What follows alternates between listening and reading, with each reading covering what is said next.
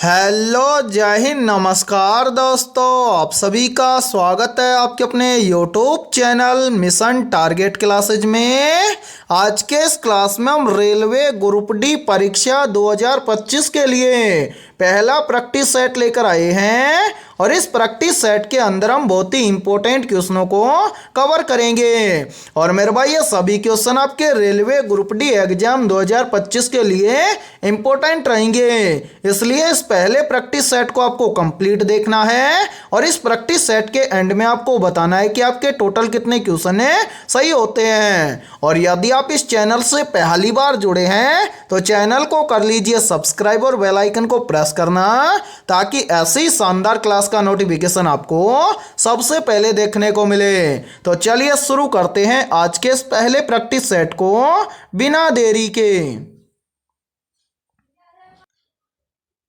पहला प्रश्न है आप सभी के सामने।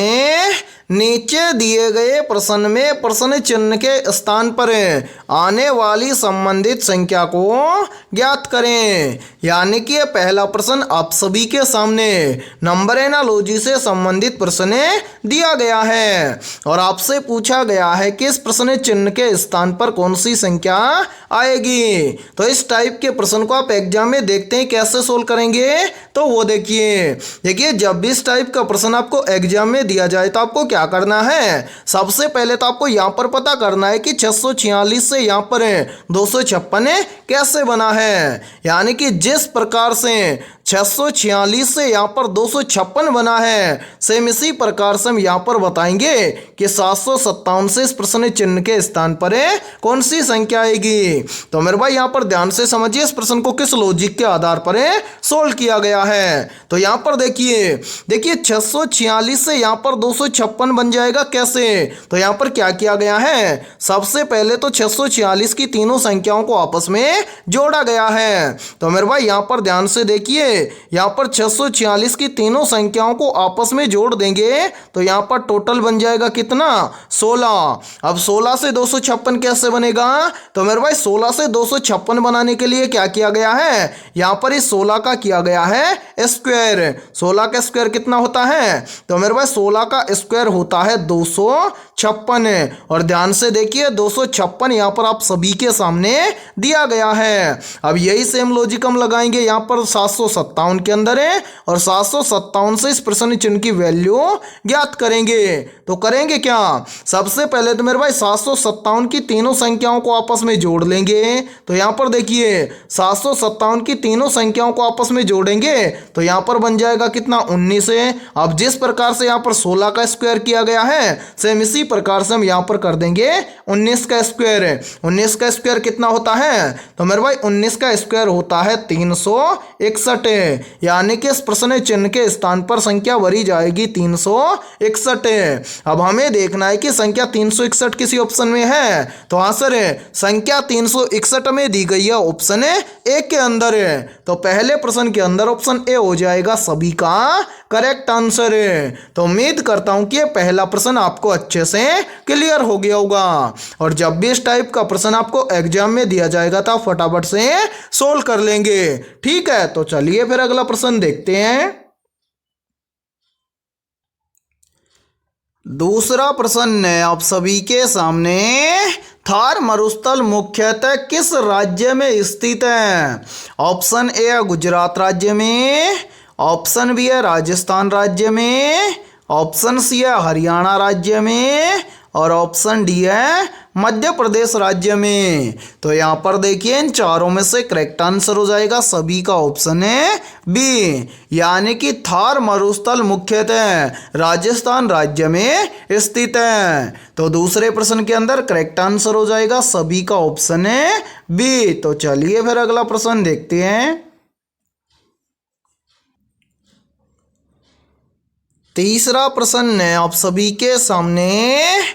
नीचे दिए गए प्रश्न में प्रश्न चिन्ह के स्थान पर आने वाली संबंधित संख्या को ज्ञात करें। यानी कि तीसरा प्रश्न आप सभी के सामने नंबर एनालॉजी से संबंधित प्रश्न दिया गया है और आपसे पूछा गया है कि इस प्रश्न चिन्ह के स्थान पर कौन सी संख्या आएगी। तो मेरे भाई इस टाइप के प्रश्न को आप एग्जाम में देखते ही मात्र 2 से 3 सेकंड में कैसे सोल्व करेंगे, तो वो देखिए जब भी इस टाइप का प्रश्न आपको एग्जाम में दिया जाए तो आपको क्या करना है, सबसे पहले तो आपको यहाँ पर पता करना है कि 3 से यहाँ पर 27 कैसे बना है। यानी कि जिस प्रकार से 3 से यहाँ पर 27 बना है सेम इसी प्रकार से हम यहाँ पर बताएंगे कि 5 से इस प्रश्न चिन्ह के स्थान पर कौन सी संख्या आएगी। तो मेरे भाई यहाँ पर देखिए 90% स्टूडेंट ऐसे होंगे जो रेलवे ग्रुप डी एग्जाम की तैयारी पहली बार कर रहे होंगे। तो यहाँ पर इस प्रश्न को किस लॉजिक के आधार पर सोल्व करेंगे, तो वो देखिए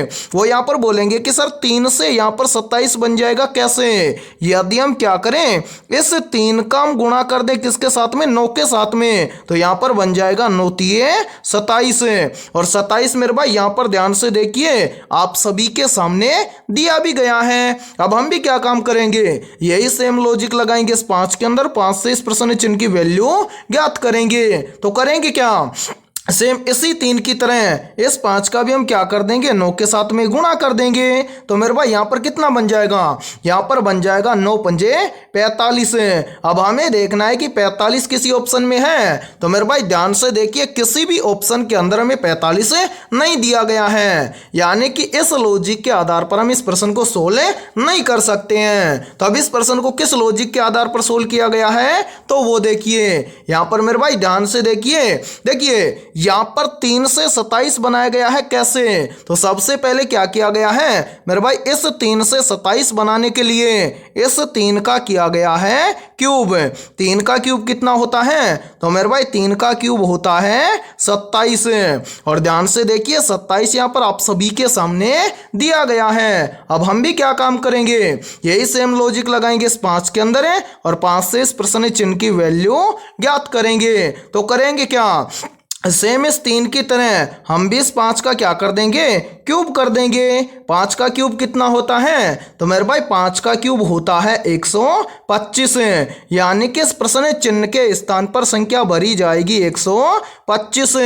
अब हमें देखना है कि संख्या 125 किसी ऑप्शन में है, तो आंसर है संख्या 125 हमें दी गई है ऑप्शन है सी के अंदर है। तो तीसरे प्रश्न के अंदर ऑप्शन सी हो जाएगा सभी का करेक्ट आंसर है। तो उम्मीद करता हूं कि तीसरा प्रश्न भी आपको अच्छे से क्लियर हो गया होगा। और जब भी इस टाइप का प्रश्न आपको एग्जाम में दिया जाएगा तो आप फटाफट से सोल्व कर लेंगे, ठीक है। और मेरे भाई ध्यान से देखिए, यदि ये क्लास आपको पसंद आ रही है तो जल्दी से एक बार इस क्लास को लाइक कर दीजिए। और यदि आप इस चैनल से पहली बार जुड़े हैं तो चैनल को कर लीजिए सब्सक्राइब और बेल आइकन को प्रेस करना, ताकि ऐसी शानदार क्लास का नोटिफिकेशन आपको सबसे पहले देखने को मिले। और मेरे भाई आपके जितने भी दोस्त हैं रेलवे ग्रुप डी एग्जाम 2025 की तैयारी कर रहे हैं तो उनके पास भी इस क्लास को ज़्यादा से ज़्यादा शेयर करें, ठीक है। तो चलिए फिर अगला प्रश्न देखते हैं। उससे पहले देखिए आप सभी के लिए बहुत ही इंपॉर्टेंट सूचना है। यदि आप पहली बार के अंदर रेलवे ग्रुप डी एग्जाम 2025 को क्रैक करना चाहते हैं तो हमने आपके रेलवे ग्रुप डी एग्जाम 2025 के लिए GK, GS, mathematics, science, current affairs और रीजनिंग के लगभग 21,000 प्लस मोस्ट इंपोर्टेंट क्वेश्चनों का पीडीएफ सेट तैयार किया है। यदि आप ये 21,000 प्लस मोस्ट इंपोर्टेंट क्वेश्चनों का पीडीएफ सेट लेना चाहते हैं तो आप हमारे इस व्हाट्सएप नंबर पर कांटेक्ट करके ले सकते हैं। और मेरे भाई इस पीडीएफ सेट की प्राइस हमने रखी है मात्र और मात्र 51 रुपए, यानी कि 51 रुपए की फीस के अंदर आपको ग्रुप डी एग्जाम 2025 के लिए ऑल सब्जेक्ट के ऊपर टॉपिक वाइज लगभग 21,000 प्लस मोस्ट इंपोर्टेंट क्वेश्चनों का पीडीएफ सेट दिया जाएगा।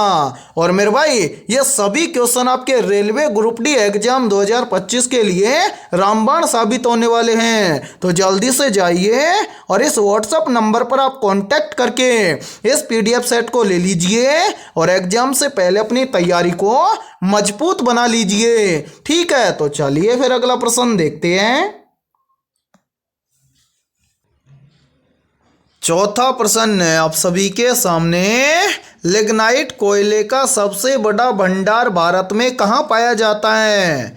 ऑप्शन ए है झारखंड राज्य में, ऑप्शन बी है तमिलनाडु राज्य में, ऑप्शन सी है ओडिशा राज्य में और ऑप्शन डी है मध्य प्रदेश राज्य में। तो यहाँ पर देखिए इन चारों में से करेक्ट आंसर हो जाएगा सभी का ऑप्शन है बी, यानी कि लिग्नाइट कोयले का सबसे बड़ा भंडार पाया जाता है भारत के तमिलनाडु राज्य में। तो चौथे प्रश्न के अंदर करेक्ट आंसर हो जाएगा सभी का ऑप्शन है बी। तो चलिए फिर अगला प्रश्न देखते हैं।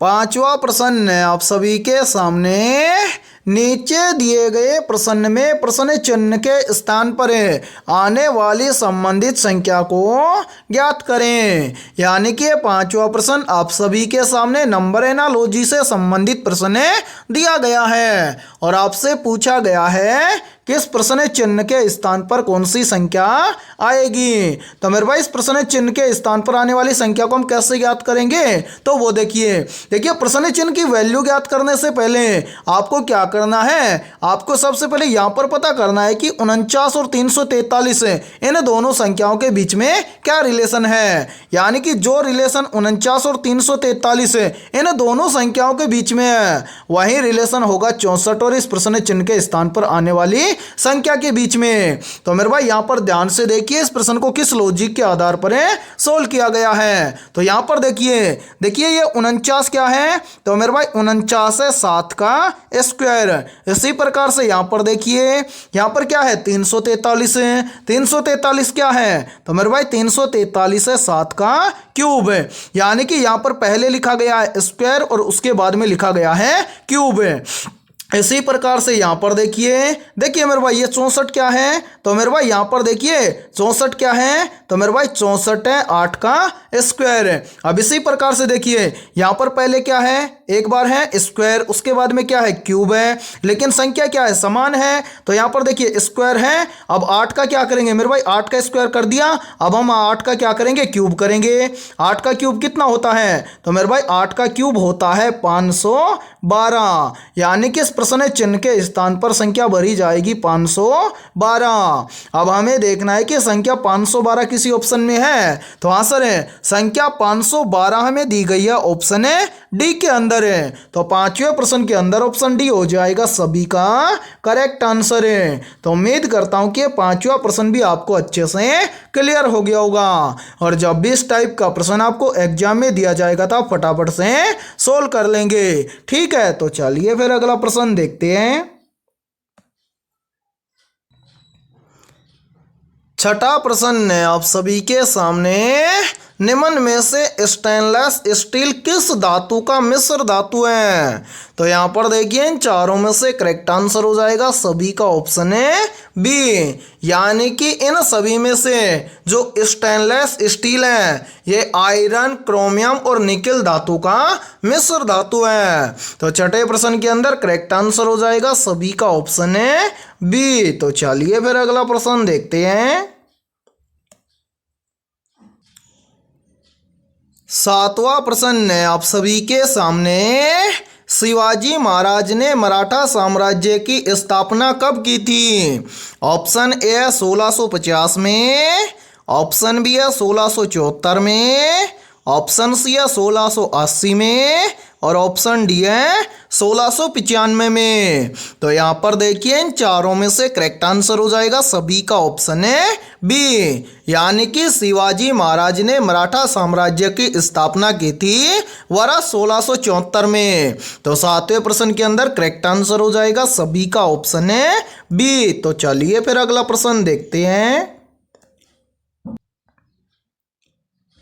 आठवां प्रश्न है आप सभी के सामने, नीचे दिए गए प्रश्न में प्रश्न चिन्ह के स्थान पर आने वाली संबंधित संख्या को ज्ञात करें। यानी कि आठवां प्रश्न भी आप सभी के सामने नंबर एनालॉजी से संबंधित प्रश्न दिया गया है। और मेरे भाई फटाफट से एक काम कीजिए, इस क्लास को रोकिए और अपने स्तर से इस प्रश्न को सोल्व करके कमेंट सेक्शन के अंदर कमेंट करके बताइए कि इस प्रश्न चिन्ह के स्थान पर कौन सी संख्या आएगी। तो उम्मीद करता हूं कि आपने इस प्रश्न को जरूर सोल्व किया होगा। तो आइए देखते हैं कि आपका आंसर क्या आया है। तो मेरे भाई इस टाइप के प्रश्न को आप एग्जाम में सोल्व कैसे करेंगे, तो वो देखिए मैंने अभी आपको बताया था जिस प्रकार से हमने 7वें प्रश्न को सोल्व किया है उसी प्रकार से हम इस 8वें प्रश्न को सोल्व करेंगे। कैसे, तो वो देखिए मेरे भाई सबसे पहले हम क्या करेंगे, यहां पर पता करेंगे कि 17 से यहां पर 21 कैसे बना है। फिर उसी प्रकार से हम यहां पर पता करेंगे कि 24 से यहां पर 28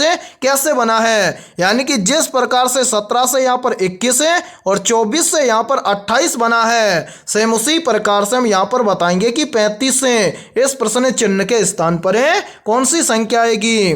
तो मेरे भाई यहां पर ध्यान से समझिए इस प्रश्न को कैसे सोल्व किया गया है। तो यहां पर देखिए ध्यान से, देखिए 17 से यहां पर बना है 21, तो 17 से 21 बनाया गया है कैसे, तो मेरे भाई जो ये 17 दिया गया है इस 17 के अंदर क्या किया गया है, यहां पर +4 करके यहां पर लिखा गया है 21। और ध्यान से देखिए 21 यहां पर आप सभी के सामने दिया गया है। अब इसी प्रकार से हम क्या करेंगे, यहां पर पता करेंगे कि 24 से यहां पर 28 सेम इसी प्रकार से लिखा गया है क्या, तो करेंगे क्या, ऐसे 24 के अंदर भी हम यहां पर क्या कर देंगे, +4 कर देंगे। तो मेरे भाई ध्यान से देखिए 24 के अंदर +4 कर देंगे तो 24 और 4 कितना हो जाएगा, तो मेरे भाई 24 और 4 हो जाएगा 28। और ध्यान से देखिए 28 यहां पर आप सभी के सामने दिया गया है। अब हम भी क्या काम करेंगे, यही सेम लॉजिक लगाएंगे इस 35 के अंदर और 35 से इस प्रश्न चिन्ह की वैल्यू ज्ञात करेंगे। तो करेंगे क्या मेरे भाई, सभी की तरह इस 35 के अंदर भी हम क्या कर देंगे, +4 कर देंगे। तो 35 और 4 मिलकर बन जाएगा कितना, तो मेरे भाई 35 और 4 मिलकर बन जाएगा 39। यानी कि इस प्रश्न चिन्ह के स्थान पर संख्या भरी जाएगी 39। अब हमें देखना है कि 39 किसी ऑप्शन में है, तो आंसर 39 हमें दिया गया है ऑप्शन ए के अंदर है। तो 8वें प्रश्न के अंदर ऑप्शन ए हो जाएगा सभी का करेक्ट आंसर है। तो उम्मीद करता हूं कि 8वां प्रश्न भी आपको अच्छे से क्लियर हो गया होगा। और जब भी इस टाइप का प्रश्न आपको एग्जाम में दिया जाएगा तो आप फटाफट से सोल्व कर लेंगे। ठीक है, तो चलिए फिर अगला प्रश्न देखते हैं। 9वां प्रश्न है आप सभी के सामने, कथकली नृत्य में मुख्य रूप से क्या दर्शाया जाता है। ऑप्शन ए है धार्मिक कथाएं, ऑप्शन बी है सामाजिक घटनाएं, ऑप्शन सी है प्रेम प्रसंग और ऑप्शन डी है युद्ध की नीतियां। तो यहाँ पर देखिए इन चारों में से करेक्ट आंसर हो जाएगा सभी का ऑप्शन है ए, यानी कि कथकली नृत्य में मुख्य रूप से दर्शाया जाता है धार्मिक कथाओं को। तो 9वें प्रश्न के अंदर करेक्ट आंसर हो जाएगा सभी का ऑप्शन है ए। और मेरे भाई यहाँ पर देखिए यहीं से एक क्वेश्चन और बनता है और काफी बार एग्जाम के अंदर पूछा भी जाता है। पूछा जाता है कि कथकली नृत्य शैली किस राज्य की प्रसिद्ध है। तो मेरे भाई याद रखना जो ये कथकली नृत्य शैली है ये केरल राज्य की प्रसिद्ध है। ठीक है, तो चलिए फिर अगला प्रश्न देखते हैं। 10वां प्रश्न है आप सभी के सामने, बंगाल का प्रथम गवर्नर जनरल कौन था। तो यहाँ पर देखिए इन चारों में से करेक्ट आंसर हो जाएगा सभी का ऑप्शन है सी, यानी कि बंगाल का प्रथम गवर्नर जनरल था कौन, वॉरेन हेस्टिंग्स। तो 10वें प्रश्न के अंदर करेक्ट आंसर हो जाएगा सभी का ऑप्शन है सी। तो चलिए फिर अगला प्रश्न देखते हैं। 11वां प्रश्न है आप सभी के सामने, निम्न में से किस ग्रह को शनि का जुड़वा कहा जाता है। ऑप्शन ए है बृहस्पति ग्रह को, ऑप्शन बी है यूरेनस को, ऑप्शन सी है मंगल ग्रह को और ऑप्शन डी है शुक्र ग्रह को। तो यहाँ पर देखिए इन चारों में से करेक्ट आंसर हो जाएगा सभी का ऑप्शन है बी, यानी कि यूरेनस ग्रह को शनि का जुड़वा कहा जाता है। तो 11वें प्रश्न के अंदर करेक्ट आंसर हो जाएगा सभी का ऑप्शन है बी। तो चलिए फिर अगला प्रश्न देखते हैं। 12वां प्रश्न है आप सभी के सामने, रानीगंज कोयला खदान किस राज्य में स्थित है? ऑप्शन ए झारखंड राज्य में, ऑप्शन बी है पश्चिम बंगाल राज्य में, ऑप्शन सी है छत्तीसगढ़ राज्य में और ऑप्शन डी है ओडिशा राज्य में। तो यहाँ पर देखिए इन चारों में से करेक्ट आंसर हो जाएगा सभी का ऑप्शन है बी, यानी कि रानीगंज कोयला खदान पश्चिम बंगाल राज्य में स्थित है। तो 12वें प्रश्न के अंदर करेक्ट आंसर हो जाएगा सभी का ऑप्शन है बी। तो चलिए फिर अगला प्रश्न देखते हैं। 13वां प्रश्न है आप सभी के सामने, निम्न में से जाइलेम का मुख्य कार्य क्या है? या फिर देखिए इसी प्रश्न को एग्जाम के अंदर घुमाकर ऐसे भी पूछ लिया जाता है कि पौधों में जाइलेम ऊतक का मुख्य कार्य क्या होता है? तो यहाँ पर देखिए इन चारों में से करेक्ट आंसर हो जाएगा सभी का ऑप्शन है ए, यानी कि जाइलेम का मुख्य कार्य होता है पौधों में जल का परिवहन करना। तो 13वें प्रश्न के अंदर करेक्ट आंसर हो जाएगा सभी का ऑप्शन है ए। तो चलिए फिर अगला प्रश्न देखते हैं। 14वां प्रश्न है आप सभी के सामने, भारत में स्वच्छ भारत मिशन किस वर्ष शुरू किया गया था? ऑप्शन ए वर्ष 2012 में, ऑप्शन बी है वर्ष 2014 में, ऑप्शन सी है वर्ष 2016 में और ऑप्शन डी है वर्ष 2018 में। तो यहाँ पर देखिए इन चारों में से करेक्ट आंसर हो जाएगा सभी का ऑप्शन है बी, यानी कि भारत में स्वच्छ भारत मिशन शुरू हुआ था वर्ष 2014 में। तो 14वें प्रश्न के अंदर करेक्ट आंसर हो जाएगा सभी का ऑप्शन है बी। तो चलिए फिर अगला प्रश्न देखते हैं।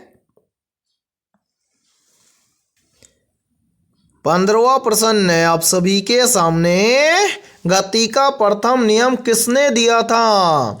ऑप्शन ए वैज्ञानिक आइंस्टीन ने, ऑप्शन बी है वैज्ञानिक न्यूटन ने, ऑप्शन सी है वैज्ञानिक गैलीलियो ने और ऑप्शन डी है वैज्ञानिक केपलर ने। तो यहाँ पर देखिए इन चारों में से करेक्ट आंसर हो जाएगा सभी का ऑप्शन है बी, यानी कि गति का प्रथम नियम दिया था वैज्ञानिक न्यूटन ने। तो 15वें प्रश्न के अंदर करेक्ट आंसर हो जाएगा सभी का ऑप्शन है बी। और मेरे भाई यहाँ पर देखिए यदि अभी तक आपने इस क्लास को लाइक नहीं किया है तो फटाफट से एक बार इस क्लास को लाइक कर दीजिए और आपके जितने भी दोस्त हैं रेलवे ग्रुप डी एग्जाम 2025 की तैयारी कर रहे हैं तो उनके पास भी इस क्लास को ज़्यादा से ज़्यादा शेयर करें, ठीक है। तो चलिए फिर अगला प्रश्न देखते हैं। 16वां प्रश्न है आप सभी के सामने, निम्नलिखित में से कौन सा संत मराठी भाषा में भक्ति गीत लिखते थे?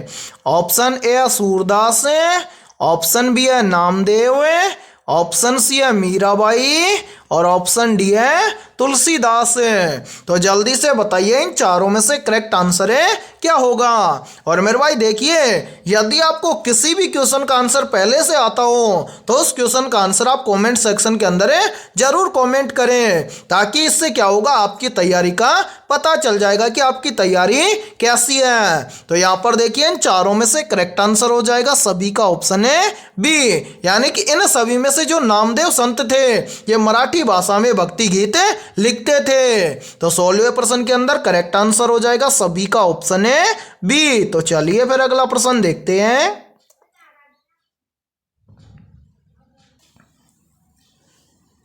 17वां प्रश्न है आप सभी के सामने, मोहिनी अट्टम किस राज्य का लोक नृत्य है? मोस्ट इंपोर्टेंट प्रश्न है ये, तो जल्दी से बताइए इन चारों में से करेक्ट आंसर है क्या होगा। आपसे पूछा गया है कि मोहिनी अट्टम किस राज्य का लोक नृत्य है। तो यहाँ पर देखिए इन चारों में से करेक्ट आंसर हो जाएगा सभी का ऑप्शन है बी, यानी कि मोहिनी अट्टम केरल राज्य का क्या है, लोक नृत्य है। तो 17वें प्रश्न के अंदर करेक्ट आंसर हो जाएगा सभी का ऑप्शन है बी। तो चलिए फिर अगला प्रश्न देखते हैं। 18वां प्रश्न है आप सभी के सामने, रडार में किस प्रकार की तरंगों का उपयोग किया जाता है। तो यहाँ पर देखिए इन चारों में से करेक्ट आंसर हो जाएगा सभी का ऑप्शन है बी, यानी कि रडार में रेडियो तरंगों का प्रयोग किया जाता है। तो 18वें प्रश्न के अंदर करेक्ट आंसर हो जाएगा सभी का ऑप्शन है बी। और मेरे भाई यहाँ पर देखिए आप सभी के लिए बहुत ही इंपॉर्टेंट सूचना है, यदि आप पहली बार के अंदर रेलवे ग्रुप डी एग्जाम 2025 को क्रैक करना चाहते हैं तो हमने आपके रेलवे ग्रुप डी एग्जाम 2025 के लिए ऑल सब्जेक्ट के ऊपर टॉपिक वाइज लगभग 21,000 प्लस मोस्ट इंपोर्टेंट क्वेश्चनों का पीडीएफ सेट तैयार किया है। यदि आप ये 21,000 प्लस मोस्ट इंपोर्टेंट क्वेश्चनों का पीडीएफ सेट लेना चाहते हैं तो आप हमारे इस व्हाट्सएप नंबर पर कॉन्टैक्ट करके ले सकते हैं। व्हाट्सएप नंबर है 7374826893। ये हमारा व्हाट्सएप नंबर है। इस व्हाट्सएप नंबर पर आप कांटेक्ट करके इस 21,000 प्लस क्वेश्चनों के पीडीएफ सेट को ले सकते हैं। और मेरे भाई इस 21,000 प्लस क्वेश्चनों के पीडीएफ सेट की प्राइस हमने रखी है मात्र और मात्र 51 रुपए, यानी कि 51 रुपए की फीस के अंदर आपको ऑल सब्जेक्ट के ऊपर टॉपिक वाइज लगभग 21,000 प्लस क्वेश्चनों का पीडीएफ सेट दिया जाएगा। और मैं आप सभी को यह गारंटी देता हूं, यदि आप रेलवे ग्रुप डी एग्जाम 2025 से पहले यदि आप इन 21,000 प्लस क्वेश्चनों को अच्छे से तैयार कर लेते हो तो आप पहली बार के अंदर रेलवे ग्रुप डी एग्जाम 2025 को क्रैक कर जाओगे। तो मेरे भाई जल्दी से जाइए और इस व्हाट्सएप नंबर पर आप कांटेक्ट करके इस पीडीएफ सेट को ले लीजिए और एग्जाम से पहले अपनी तैयारी को मजबूत बना लीजिए। ठीक है, तो चलिए फिर अगला प्रश्न देखते हैं। 19वां प्रश्न है आप सभी के सामने, भारतीय राष्ट्रीय कांग्रेस की स्थापना कब हुई थी। ऑप्शन ए 1883 में, ऑप्शन बी है 1885 में, ऑप्शन सी है 1890 में और ऑप्शन डी है 1905 में। तो यहाँ पर देखिए इन चारों में से करेक्ट आंसर हो जाएगा सभी का ऑप्शन है बी, यानी कि भारतीय राष्ट्रीय कांग्रेस की स्थापना हुई थी वर्ष 1885 में। तो 19वें प्रश्न के अंदर करेक्ट आंसर हो जाएगा सभी का ऑप्शन है बी। ठीक है, और यहाँ पर देखिए यहीं से एक क्वेश्चन और बनता है और बार बार एग्जाम के अंदर रिपीट होता है। पूछा जाता है कि बंगाल का विभाजन कब हुआ था। तो मेरे भाई याद रखना बंगाल का विभाजन हुआ था वर्ष 1905 में। ठीक है, तो चलिए फिर अगला प्रश्न देखते हैं। 20वां प्रश्न है आप सभी के सामने, मनुष्य की आंख में कौन सा भाग प्रकाश को नियंत्रित करता है। Option A retina, option B है कॉर्निया, ऑप्शन सी है आइरिस और ऑप्शन डी है लेंस। तो जल्दी से बताइए इन चारों में से करेक्ट आंसर क्या होगा। आपसे पूछा गया है कि मनुष्य की आंख का कौन सा भाग प्रकाश को नियंत्रित करता है। तो यहाँ पर देखिए इन चारों में से करेक्ट आंसर हो जाएगा सभी का ऑप्शन है सी, यानी कि मनुष्य की आंख में जो आइरिस होता है ये प्रकाश को नियंत्रित करता है। तो 20वें प्रश्न के अंदर करेक्ट आंसर हो जाएगा सभी का ऑप्शन है सी। इसी के साथ में देखिए यहीं से एक क्वेश्चन और बनता है और काफी बार एग्जाम के अंदर पूछा भी जाता है।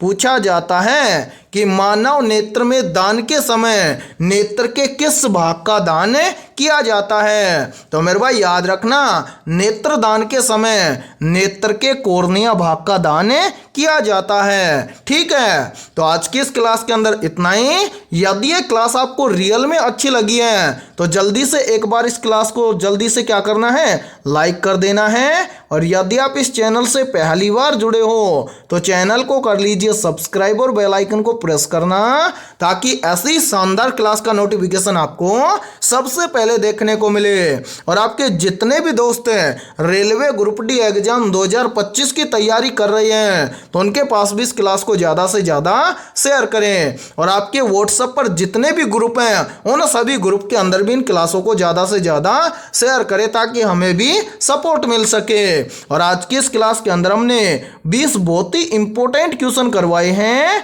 तो इन 20 में से आपके कितने क्वेश्चन सही हुए हैं सभी को कमेंट सेक्शन के अंदर कमेंट करके बताना है। और जिन भी अभ्यर्थियों के इन 20 में से लगभग 17 प्लस क्वेश्चन सही हुए हैं तो समझना उनकी तैयारी बेहतर है। ठीक है, तो फिर मिलते हैं ऐसे बेहतरीन क्वेश्चनों के साथ सुबह 7 बजे।